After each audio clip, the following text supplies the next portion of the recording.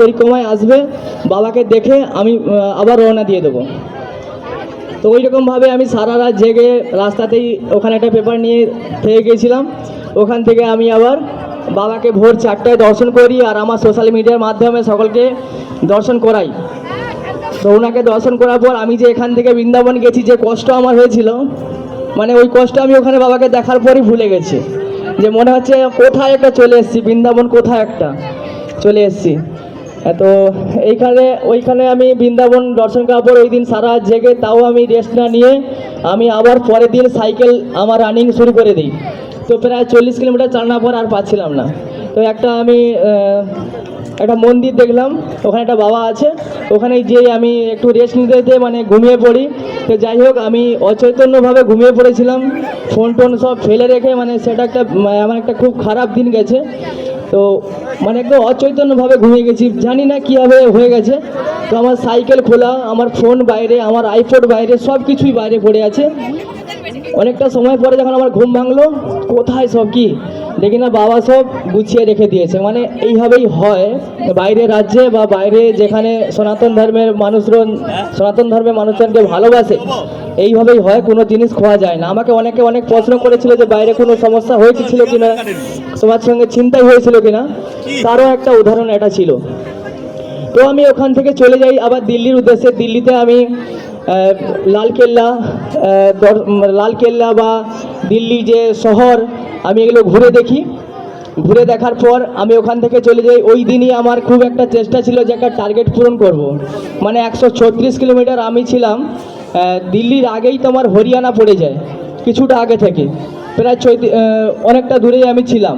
তো ওখান থেকে আমি 10টার মধ্যে দেখলাম, যখন আমি কভার করে ফেলেছি 36 কিলোমিটার, তো দিল্লিতেই 10টা বাজে। তো আমি রাত থেকে বেরিয়েছিলাম 4টা থেকে। তো দিল্লিতে যখন সময়টা হয়ে গেছে, আমি ওই দিনই মানে চিন্তা নিলাম যে আমি এখান থেকে পানিপথ চলে যাবো আজকেই, একদম স্ট্রেট ওয়ে। তো আমি ওই দিনই অনেক কষ্ট করে পানিপথ চলে এসেছি। প্রায় 100, ওখান থেকে দিল্লি থেকে ছিল 99 কিলোমিটার, মানে 135 কিলোমিটার আমি এভারেজ সাইকেল চালিয়েছি সারাদিনে।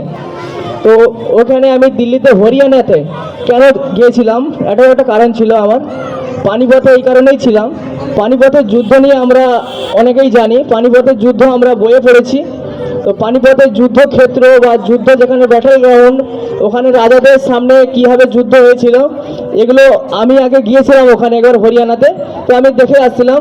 তো আমার চেষ্টা ছিল আমার যে ছেলে বা আমার পরিবারের সকলকে দেখাতে। আমার কাছে তখন অত বড় ফোন ছিল না, কিপ্যাড ফোন ছিল।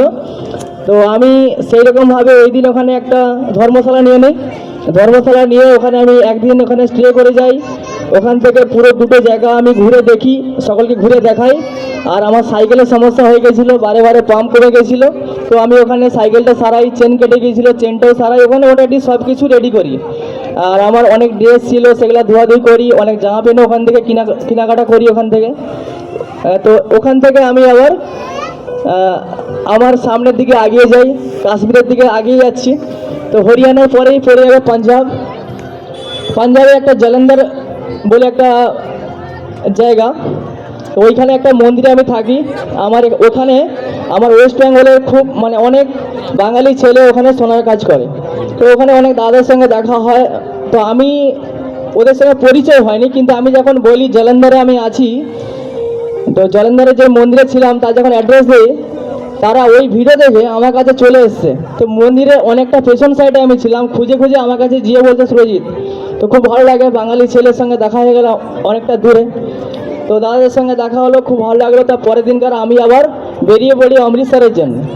অমৃতসরের যে স্বর্ণ মন্দির আমরা ভুলে যাইনি। আজকে 25শে ডিসেম্বর, যেমন যীশুখ্রিস্টের জন্মদিন, আজকে তুলসী দিবস। আরও একটা দিন আমরা ভুলে যাইনি, খুব কালো দিবস, যেটা আমাদের সনাতন ধর্মে শিখিয়ে গেছে। গুরু গোবিন্দ সিংয়ের জন্যে আমাদের ধর্মটা রক্ষা হয়েছিল, তার পরিবার সহ সকলকে শহীদ করে দেওয়া হয়েছিল, শহীদ হয়ে গেছিল। তো সেই গুরু গোবিন্দ সিং যে স্বর্ণ মন্দির, সেটা আমার খুব দেখার ইচ্ছা ছিল। আমি ওখানে চলে যাই।